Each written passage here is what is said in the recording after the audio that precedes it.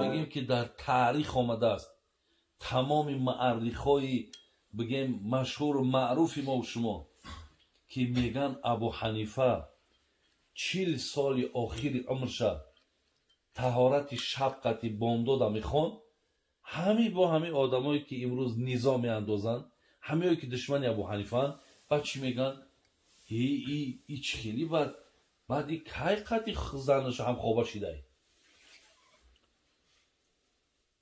این خیالی که فقط همه هم خوابگی شب در روز نمیشه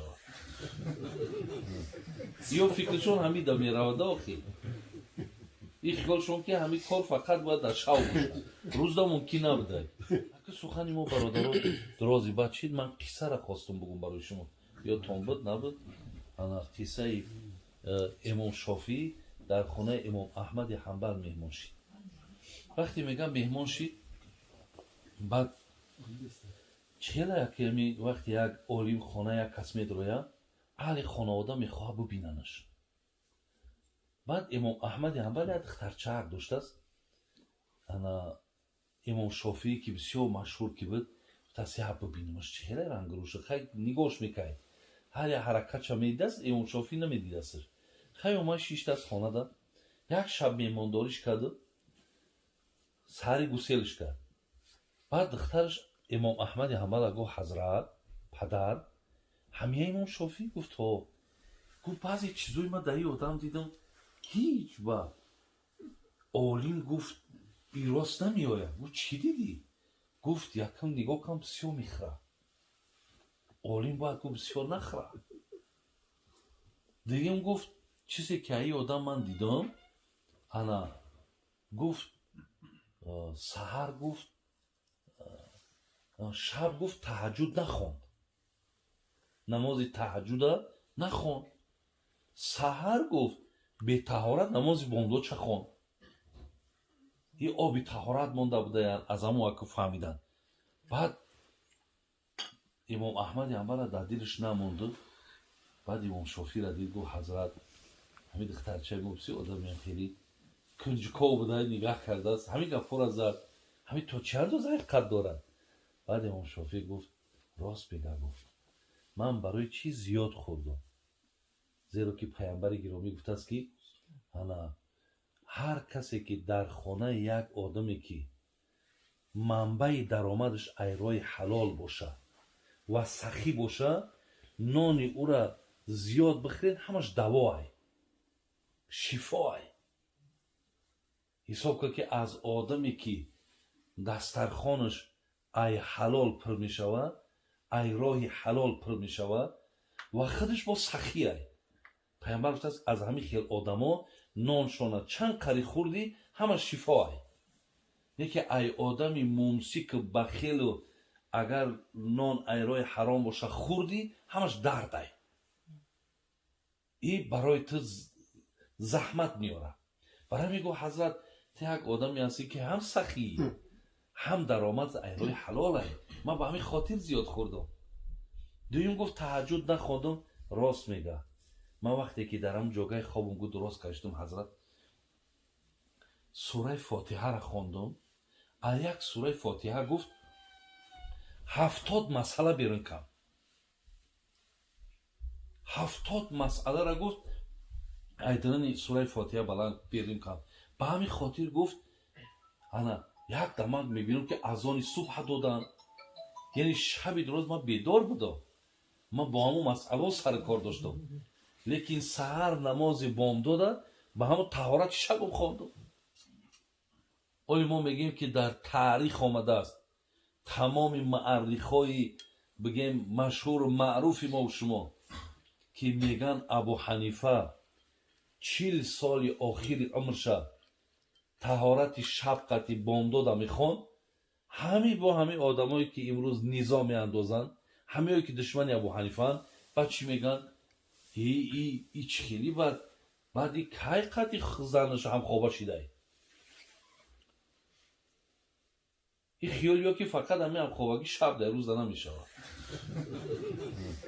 یا فکرشون همین دا میرود آخی این خیال شون که همین کار فقط باید در شاو باشن روزدا ممکن نبوده نمیدونن چی بگن همین را باید یک اراد بگیرن این امام شافعی میگه با طهارت شب بامداد خوندن برای همین برادرای عزیز و گرامی یعنی بینه که لقمه حلال پیامبر گرامی چی گفتن؟ شفا گفتن برکت گفتن خدای مهربان توفیق ما بده خدای مهربان هدایت میکنه خدای مهربان که همین چند روزه که برای ما و شما معین کردگی است توفیق بده که از عهده بندگیش ببراییم حرام شه حرام بدانیم حلال شه حلال بدانیم و خدا قسم اگر همین پروگرام را که خدای مهربان برای ما گذاشته است اگر ما با همین رعایت کنیم ما بهترین انسان ها در روی زمین میشیم این الله مهربان مثال ما و شما را من میکنم میگه با زبان غیبت نکن با گوش سخن بیهوده گوش نکن با دستت کسی را آزار نده با این پا در روی خطا قدم نزن در ذهنت هیچ وقت نیتهای بد نکن همسایت را نیکی کن پدر مادر را احترام کن بینده همینا را یک بار اگر ما در همین فرموده اگر قایم باشیم چقدر رای سعادت چقدر رای خیره یعنی زندگی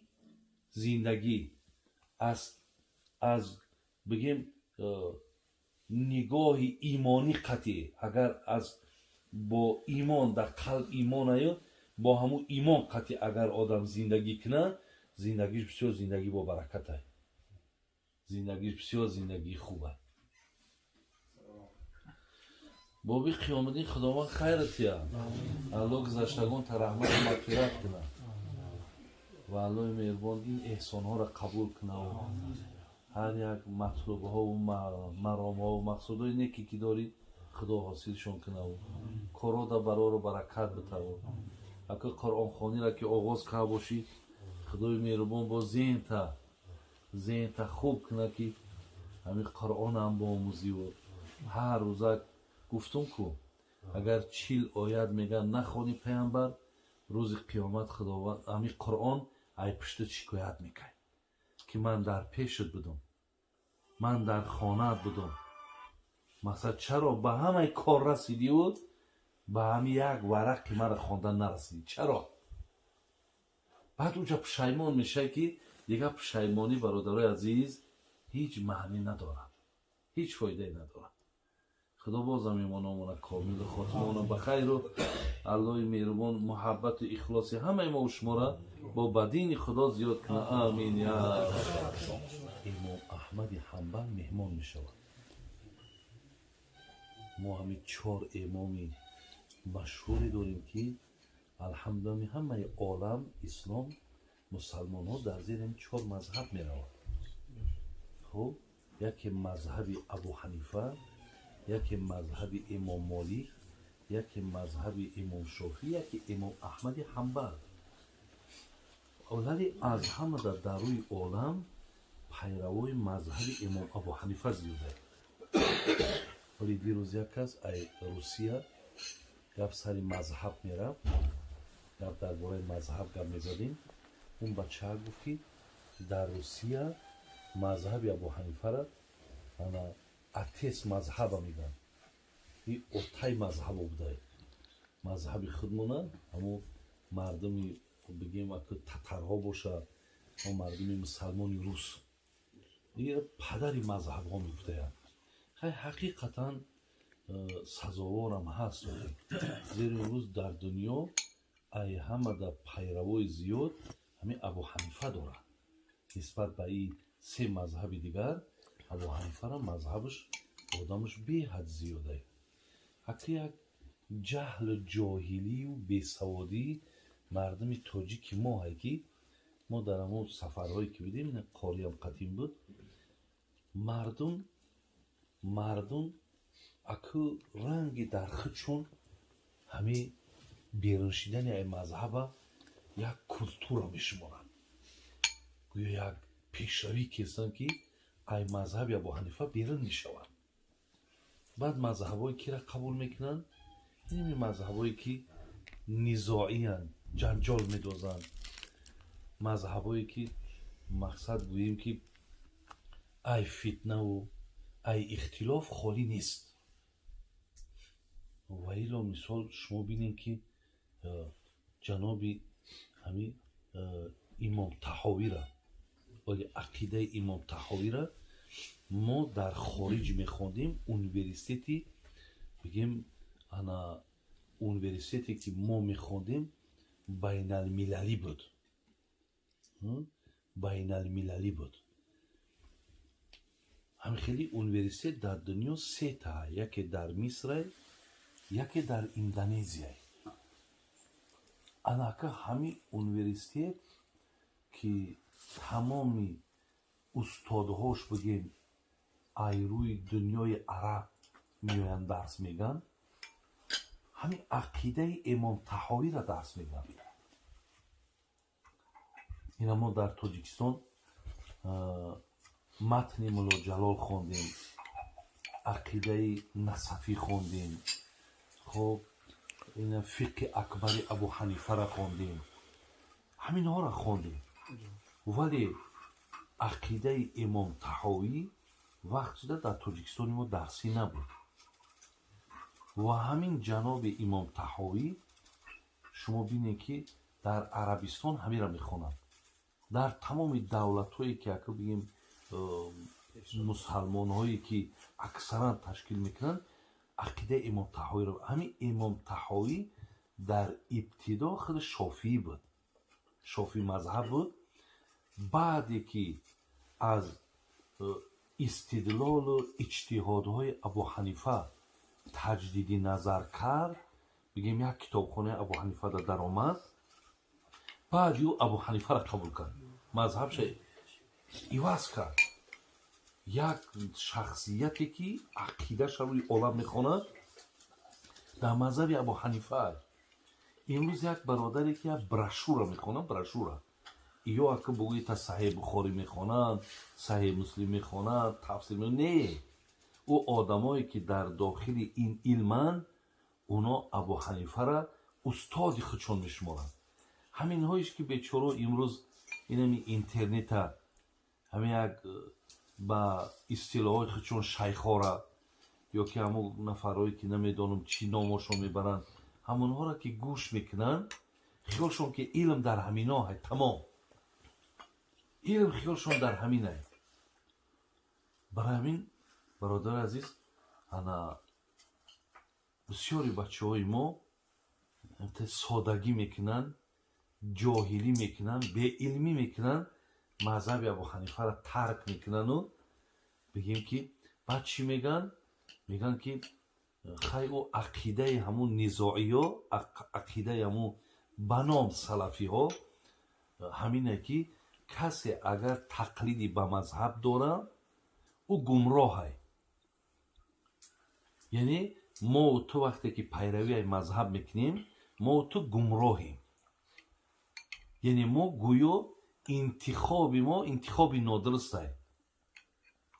тасаввур кун, имом Таҳовие ки ақидаша рӯи олам мехонад, ӯ гумроҳай. мифаҳмем?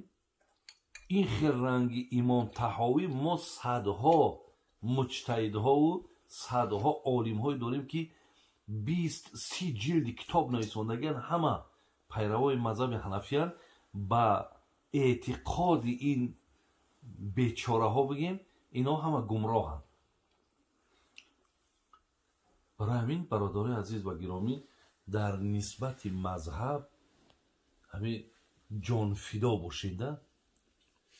мазҳаб аз мазҳаб ягон ваҷҳ бародарои азиз дур наред. иншоаллоҳ ин тартиби дурусте ки ин далелу ҳуҷҷате ки дар мазҳаби худ монай, дар мазҳаби худ монай, дар ягон бигем онҳое ки мисол даъво мекунанд, ин мазҳаби худ мо бо хубиш дар чие ки масъало ки аз оят аз ҳадисай ӯ дар ин мазҳаб тақвову одоб дар мадди аввал миста, дар мадди аввал миста. худи ҳамин раҳбари мазҳаба ба худо қасам агар инсоне ки таърихша бихона дига ай ҷонашдам дӯсташ медорад, ай ҷонашдам дӯсташ медорад. мо ба ҳамон бачаҳакову ба ҳамон бародарое ки ҳастанд муроҷиати мо ҳам ҳаминае ки сода нашед, бефаҳмӣ накунӣ.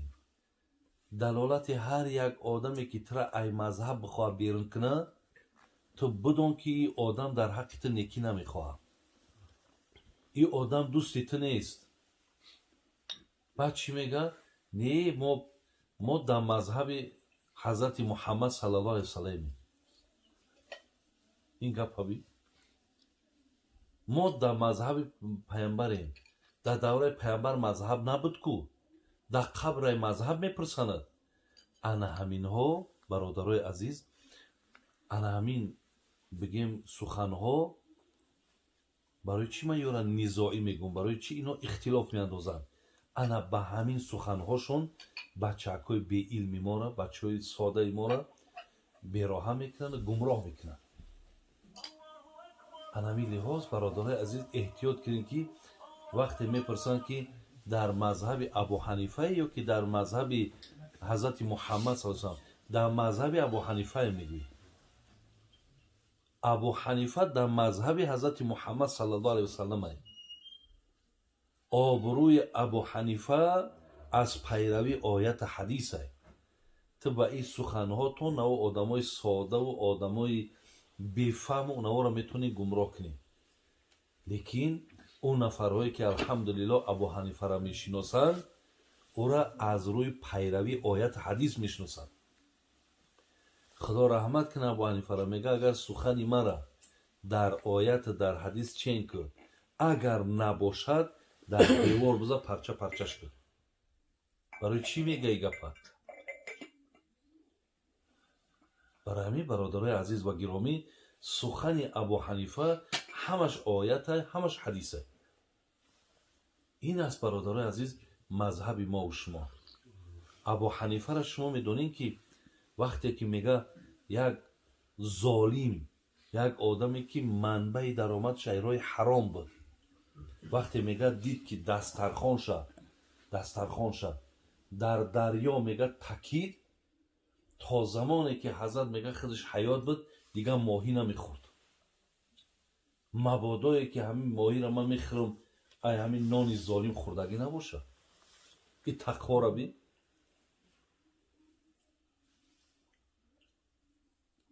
оле дар ҳамон одамое ки бародарои азиз, вақте ман ё қадди мулоқот кардам, ман инҳоро дидагиам, ҳамон нафарҳое ки ака худошона муқаллид намегиранд, худошона аҳли ҳадис мегиранд, дигар мегиранд, дар ӯо ака либос буби,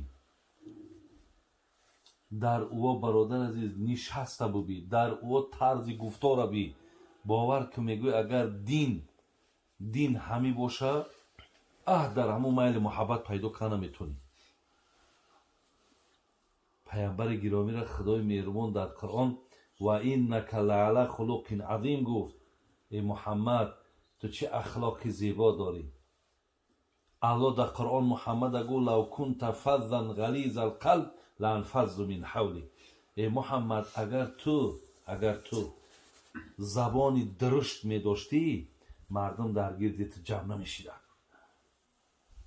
ин забони ширини ту буд, ин ахлоқи зебои ту буд ки мардум дар гирди ту ҷамъ шуданд. мебинӣ ҳамуно бовар кунем, на дар онҳо ягон бигем зоҳири суннатӣ надоранд. дар онҳо тақвора ба истилоҳи имрӯза бигем сваркаи 380 қати сварка ки наместа. тақво билкул вуҷуд надорад. ҳатто як замон инҳо иҷозат медоданд ки ба худшон бо ё муфтӣ доранд, фатво метананд, агар ҳамин героина бари ба ана душманои дин агар буфурӯшӣ, хизмати дар дин аст. ин фиребаби барои 4 тангаи ҳарома дар кисаҳошон задан ё мебурдаянд дар ғайри дин героина мефурӯшанд, инҷа меянд мошинои пеши пеш хонаи пеши пеш дар катаи када мегарданд ё хизмати дин кеста. як фатвоҳо доранд, як мақсад ҳамин мо алҳамдулилло додарои аз ман ира барои чӣ қадр таъкидтон кестем ки ин чизҳо муҳимай донистантон дар коре. вале имрӯз интернетҳо пур шидагиай. интернетҳоро бинед бархилофи мазҳаби абу ҳанифа фатвоҳо беҳад зиёд рафтистай. вале даъво рафтистай ки худованд дар арш қарор дорад. яке аз масъалаҳои ихтилофие ки инҳо андохтестанд ки ягон аҳли суннат қабул надорад ки худо дар арш қарор гирифтагиай, нишастагиай. ҳамира ягон мазҳаб қабул надорад, ягон олими салафи солеҳи пеши мо қабул надорад. ин масъалаи ҳаминоҳай. ё эмон зиёд кам мешавад, ҳамиёда баҳс мекунанд. ё ин ки боби тавассул васила, ё масъалаи рафъи ядайн, ё масъалаи омин. ҳама ҳамин масъала як масъала нест, дар даҳҳо масъала ино ихтилоф андохтагианд. барои ҳамин дидем ки абу ҳанифара тақвои абу ҳанифара бид. мега дар таърихи абу ҳанифа мега як гӯсфанд мега дар бағдод гум шид. дар шаҳри бағдод як гӯсфанд гум шид. абу ҳанифа пурсид ки ҳамин гӯсфанд чанд сол мега амр дорад? гуфтанд ки ана 7 сол. 7 сол мега гӯшти гӯсфанд нахӯрд. мабодое дар ягон ҷо ман хӯрдум агар яке аз ҳамон гӯшти гӯсфанди ҳамон гумшидаро нахӯрда бошам. ин эҳтиёт ҳабин. як мардака қарз додааст, қарз дода пул. чанд вақт ҳазратам мебина мегреза, наметавона дода. мебинаш мегреза. ӯ доим дар суҳбатҳои абу ҳанифа мешиштааст. аз суҳбатҳо лаззат мебурда. е вақте ки қарза гирифтааст, дигар бечора адокаки наметавона, мебинаш мегреза. як рӯз ҳамин фавқулода мега дар роҳ омаданда ки рӯбарӯ мезананд. мега мардаки хуб, куҷо даӣ ту? куҷо шидӣ? ой маблаға гирифтӣ, ту муҳлат муайян кардӣ? баъд гуфт ҳазратам хеле мушкилот омад болом, натонистам пули шуморо дода. барои ҳамин чанд ҷойда ки ман шуморо медидам, дилам мекашид ки бирам суҳбата гӯш кунам, яке айбаст ки мақсад хиҷолат бидам, ман мегрехтам айту. роҳода медидам мегрехтам. абу ҳанифа бисёр одами бозами ин ки тақво доштанд, бо тамоми мадрасаву тамоми мардума ай ҳисоби тиҷорати бақувват ки дошт бо дастгирӣ мекард. баъд гуфт ту кори мара мушкил кардӣ. аввалан гуфт қарзи додагима бахшидам. дуюм иққа вақте ки та ай дасти ман пои дар грез доштӣ, ман кафорати ӯро бояд битам. ман бояд тура кафоратша битам. яъне иққа вақте ки та ай дасти ман дар грез будӣ, яъне ман тура дар як ҳолати ногувор қарор дода будам, ман бояд ки тура пардохт кунам ки иққа вақт ай дасти ман азоб кашидӣ. бародари азиз, кӣ мекуна ин кора? кӣ мекуна? ин тақвоҳои ҳазрати имом абу ҳанифа буд. мега як нафари дигара маблағ дод, муҳлатшо омад, дер кард. мега рафт ба назди дарша рафт то аҳволша бубинад чӣ гапай. мега вақте омад, мега дара мега тақ карда, рӯз гарм буд. мега дар ҳамон беруни дар истод. як кас омад, гуфт ки бародари азиз, ина дарахт таки дарахта без ай афтода? гуфт ин дарахт, гуфт ҳамин соҳиби хонаай. ман ин мардака қарз додагиям. агар ҳозир ман дар сояи дарахташ бестам, яке протсент ҳисоб нахӯрад. нигоҳ карда, ман ҳақ надорам ки ҳатто аз сояи дарахти ҳамин одам истифода барам, зеро одам оли ҳама қарздорад. вале ман дар чандин ҷойҳо гуфтам ки яке аз сабабҳои бачаҳои мо пайравӣ аз мазҳаб накарданшон نشناختن ابو حنیفه. یا اگر ابو حنیفه را بشناسن، اگر با مکتبه بگیم این مردک شناس شوند، با علم این مردک شناس شوند، بعد مقصد خلاصه میبرند که ای ما کاری نادرست کردیم، ما کاری خطا کردیم. برای همین ولی بعضی بچه‌های خودمون اگه من میدانم یه روی جهل جاهلیه یه بیسوادیه، میگه ابو حنیفه را این قریبه هم کندر کنید، همه مردک بود ما مردکی. میگه کده او هم مردک بود ما مردکی. ایره حق نداری برادری عزیز، تو مردک، تو اولی برای او مردک شیدنی تو اولی میدونی چقدر راه ها را طی کردن در کار. تو خاک پای ابو حنیفه نمیشه. او مردک تمام هستی و تمام وجودش در خدمت دین بخشیدگیه. حتی ای پشت دین کشته شد نابود شد رفت. ای پشت دین کشتنش. تصور کنید که وقتی خلیفه منصور گفتش که ابو حنیفه بیا قاضی شو، بیا قاضیگی را میتونم. گفت نه. گفت چرا نمیگیری؟ گفت که من نمیتونم. گفت قاضیگی را گرفته. گفت دروغ میگویی. گفت خیلی انا باز بهترین دلیل شد وقتی قاضی دروغگو باشه چرا باید قاضی میکنی؟ گپش قبول نکرد. رفت زندانش کردن، در زندان زهرش دادن. برای چی؟ برای قاضی نمیشود. تصور کن، برای قاضی نشدن مردک ای مسئولیتی که اینجا حکم صادر میشود. من حکم یک آدم میبرم، یک مبادا یک اشتباه خطای کمبود نکنم، حالی آدم چی میشود؟ انامین خلیفه منصور برادر عزیز میگه یک بار ابو حنیفه را فیراد کرد.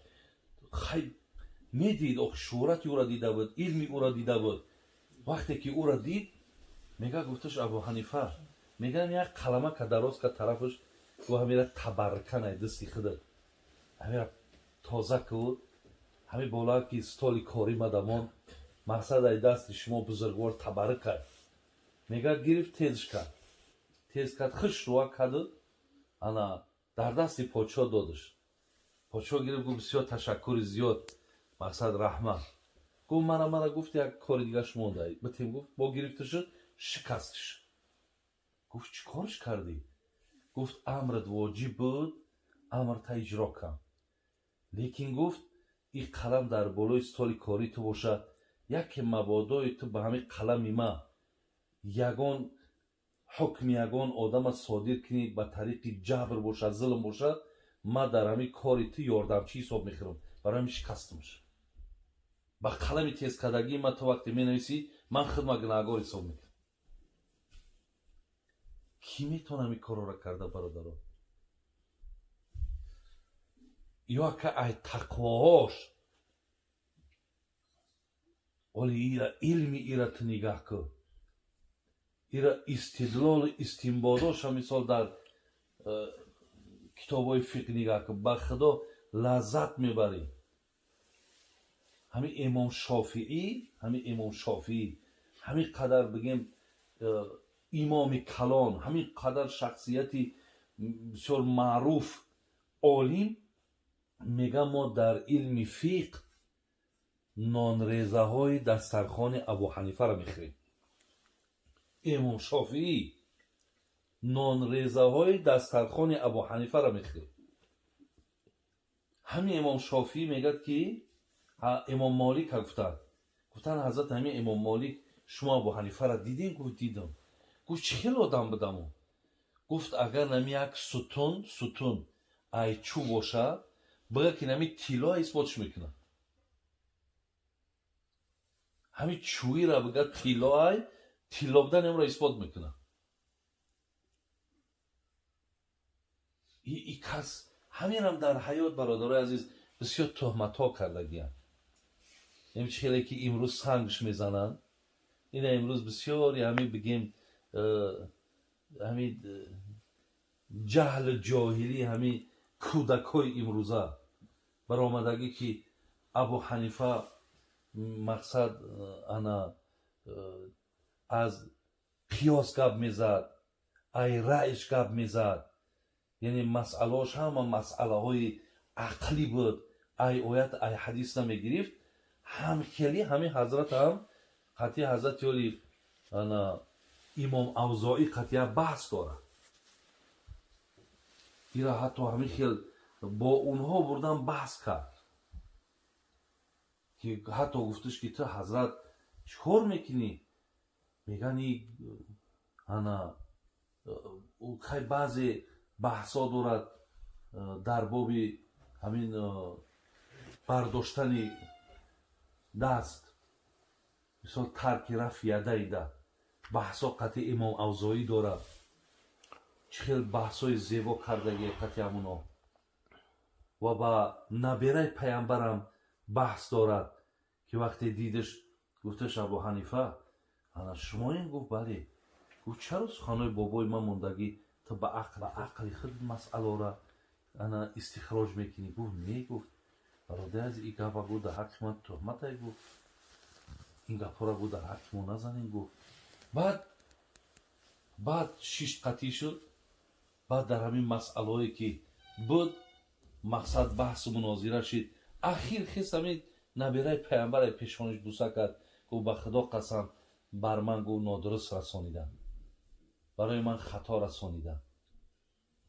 якчанд масъаларо оварда гуфт ҳамин масъалаи агар бигирем як масъалаша, гуфт бобои ту гуфтагие ки маҳса дар болои музаб каш. гуфт бале. гуфт агар ман ба ақл кор мекардам, ба ақл охи болои музада чӣ дар кор маст? ман мегуфтам тада, охи зеро бенамоз та мешавад. ман гуфтам тай музада маст кашед. лекин бобои ту гуфтагие ки болои музада маст бикашед, ман мардума гуфтам болои музада маст кашед. ҳаминҷа ақлгарои ман дар куҷоае? агар ман ба ақл кор мекардам, мекунам тай музада бикаш. зеро ҳама вақт ҳамун чирк мисол бенамозӣ дар тай музай, дар болои муза чӣ кор мекунад? баъд гуфт як масъалаи дигарат мегӯм. оё гуфт масъалаи ҳамин ана ҳукми пешоб наҷистарай ё оби манӣ? баъд ӯ гуфт ки албатта пешоба ҳукмаш наҷистарай.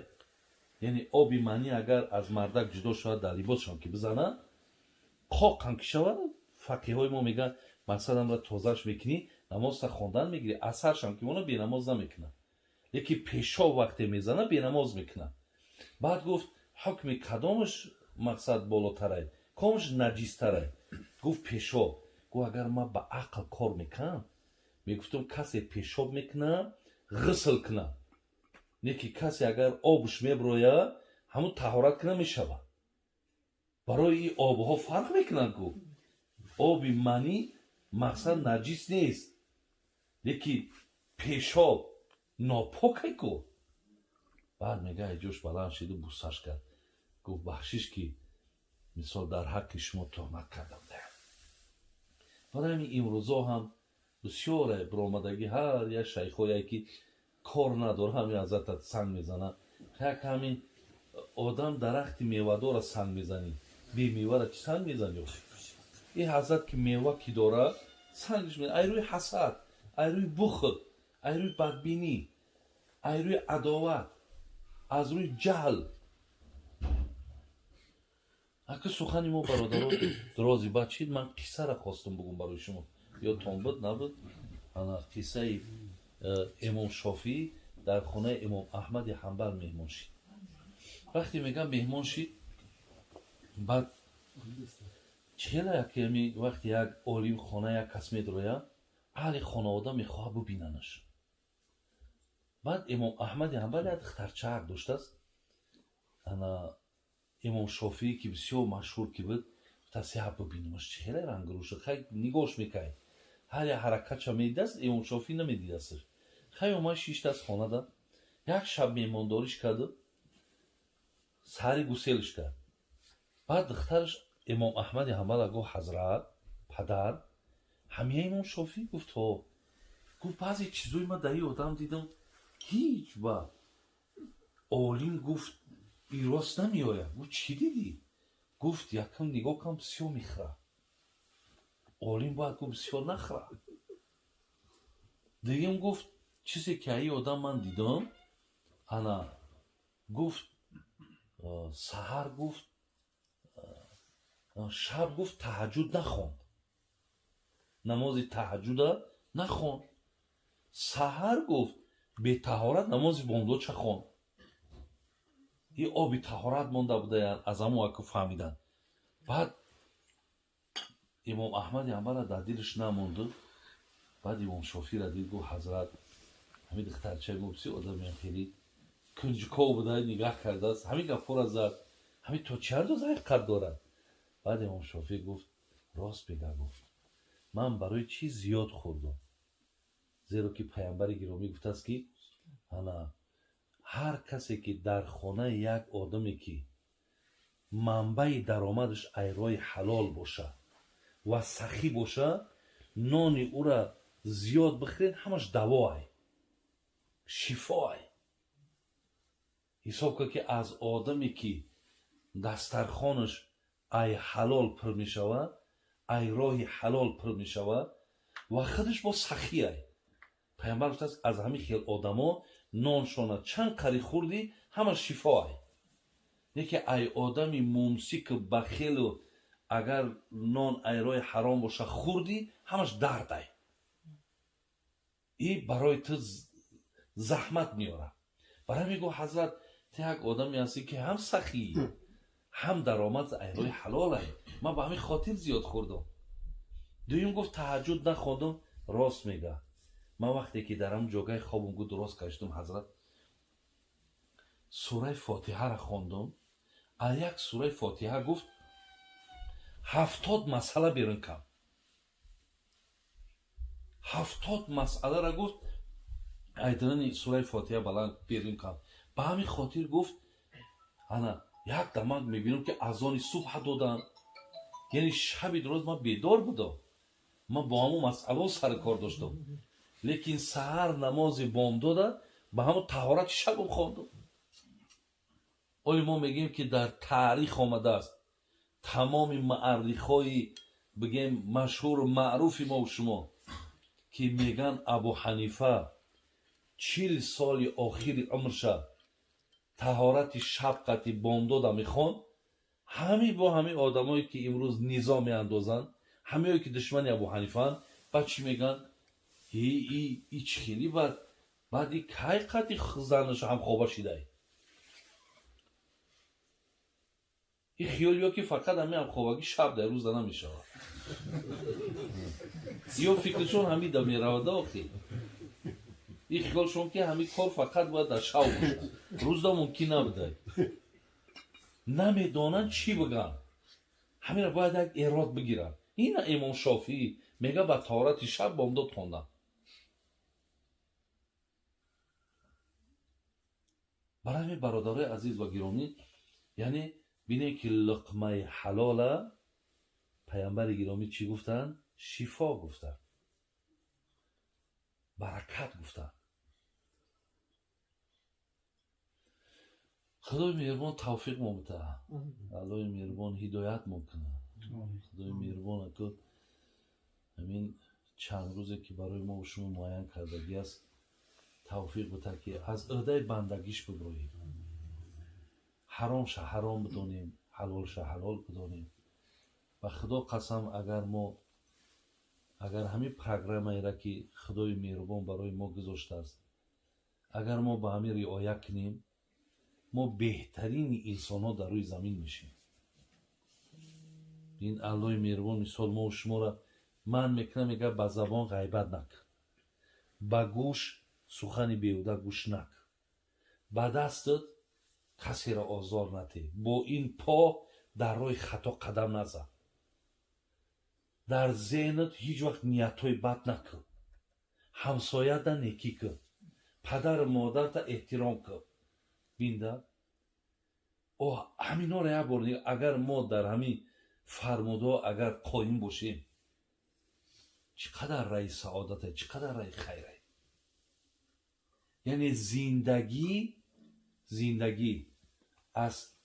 از بگیم نگاه ایمانی قطعی، اگر از با ایمان در قلب ایمان آید، با همون ایمان قطعی اگر آدم زندگی کنه، زندگیش بسیار زندگی با برکته، زندگیش بسیار زندگی خوبه. بابی قیامتی خداوند خیرتیه، الله گذشتگان تا رحمت و مغفرت کنه و الله مهربان این احسان ها را قبول کنه و هر یک مطلوب ها و مرام ها و مقصود های نیکی که داری خدا حاصلشون کنه و کارا دا برا رو برکت بده و اگر قرآن خوانی را که آغاز که باشی خدای مهربان با ذهن تا خوب کنه که همین قرآن هم با آموزی و هر روزک گفتم که اگر 40 آیت میگن نخوانی پیامبر، روز قیامت خداوند همین قرآن ای پشت شکایت میکنه که من در پیشت بودم، من در خانه‌ات بودم، مثلا چرا به همه کار رسیدی و به همین یک ورق که من خواندن نرسیدی؟ چرا؟ بعد اونجا پشیمان میشه که دیگه پشیمانی برادرای عزیز هیچ معنی نداره، هیچ فایده نداره. خدا بازم ایمانمون کامل و خاتممون بخیر و الله مهربان محبت و اخلاص همه ما و شما را با بدین خدا زیاد کنه. آمین یا رب.